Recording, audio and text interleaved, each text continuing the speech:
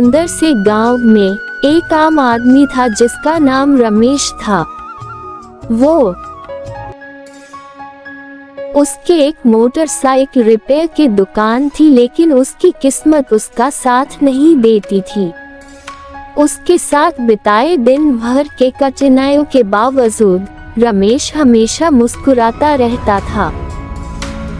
एक दिन रमेश ने एक बूढ़ी औरत को देखा जो साधु की तरह दिखती थी। वो औरत उसे बड़े प्यार से देखती थी। रमेश ने उससे पूछा, आप यहाँ क्यों खड़े हो? औरत ने मुस्कुराकर कहा, बेटा, मैं यहाँ इस गांव के लोगों की मदद करने आई हूँ। तुम्हारा भी वक्त आएगा, बस मेहनत करते रहो।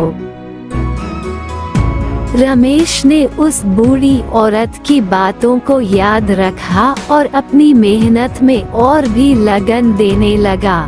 उसने किसी भी काम को बड़ा समझा और उस पर पूरा ध्यान दिया। कुछ महीने बाद एक दिन गांव में एक बड़ा सौदा हुआ।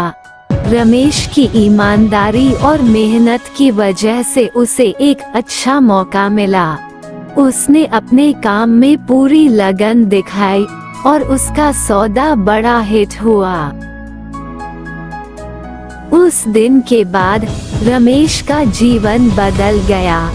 लोग उसकी मेहनत और ईमानदारी को देखकर उसे बहुत पसंद करने लगे।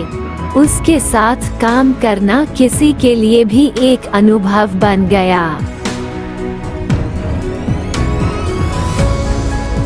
एक दिन जब रमेश गांव के मंदिर में गया, वहाँ वही बूढ़ी औरत मिली जिसने पहली बार देखा था। औरत ने रमेश को देखा और मुस्कुराई। औरत ने कहा, आशीर्वाद है बेटा, तेरे कर्म का फल मिल गया।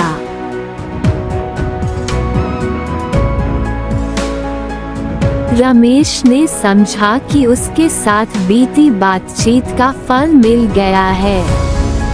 उसने कभी आशा नहीं छोड़ी और मेहनत करते हुए अपने लक्ष्य को पाया।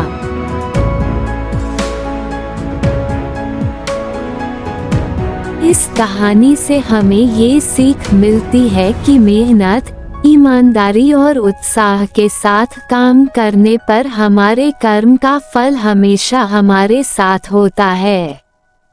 कभी भी आशा नहीं छोड़नी चाहिए, क्योंकि कभी कभी हमें आने वाला कल भी दिखाई नहीं देता।